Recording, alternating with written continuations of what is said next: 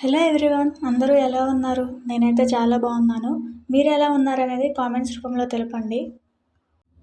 How to eat balanced meal for weight loss చూసేయండి. మీ meal ప్లేట్ని ఎప్పుడన్నా 4 పార్ట్స్గా డివైడ్ చేసుకోండి.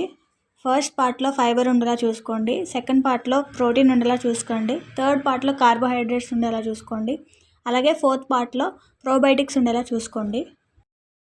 నేను ఫైబర్ కోసం అయితే క్యారెట్ అండ్ క్యూకుంబర్ తీసుకున్నాను. ప్రోటీన్ కోసం 2 బాయిల్డ్ ఎగ్స్ తీసుకున్నాను. కార్బ్స్ కోసం 120 గ్రామ్స్ రైస్ తీసుకున్నాను. రైస్కి కాంబినేషన్గా అలాగే మోర్ న్యూట్రియంట్స్ కోసం పాలకూర తీసుకున్నాను. ప్రోబయోటిక్స్ కోసం 3 టేబుల్ స్పూన్ కర్డ్ తీసుకున్నాను. మీరు వెయిట్ లాస్ అవ్వాలంటే మెయిన్ క్యాలరీ డెఫిసిట్లో ఉండాలి. అలాగే మీరు పోర్షన్ కంట్రోల్లో మీ మీల్స్ని ప్లాన్ చేసుకోవాలి.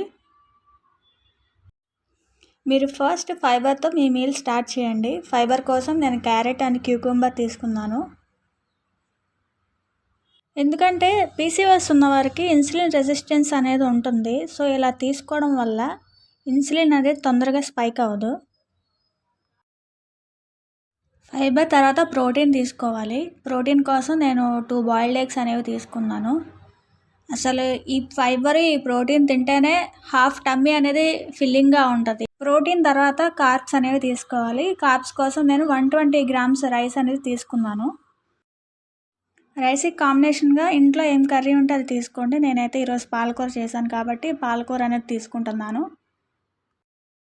కార్బ్స్ తర్వాత ప్రోబయోటిక్స్. నేను ప్రోబయోటిక్స్ కోసం 3 టేబుల్ స్పూన్ కర్డ్ అనేది తీసుకున్నాను. సో ఇలాగ తీసుకోవడం వల్ల మీరు ఖచ్చితంగా వెయిట్ లాస్ అవుతారు. అలాగే బాడీకి కావాల్సిన న్యూట్రియంట్స్ అన్నీ వస్తాయి. అలాగే మీ టమ్మీ కూడా ఫిల్లింగ్గా ఉంటుంది. ఎన్ని క్యాలరీస్ తిన్నాను, ఎంత ప్రోటీను, ఎంత కార్బ్స్, ఎన్ని ఫ్యాట్స్, అలాగే ఎంత ఫైబర్ అనేది నేను మెన్షన్ చేశాను, చెక్ చేసుకోండి. అలాగే మరిన్ని వీడియోల కోసం నా ఛానల్ని సబ్స్క్రైబ్ చేసుకోండి. చూస్తున్నారు కానీ ఎవరు సబ్స్క్రైబ్ చేసుకోవట్లేదు, చేసుకోండి. Thank you.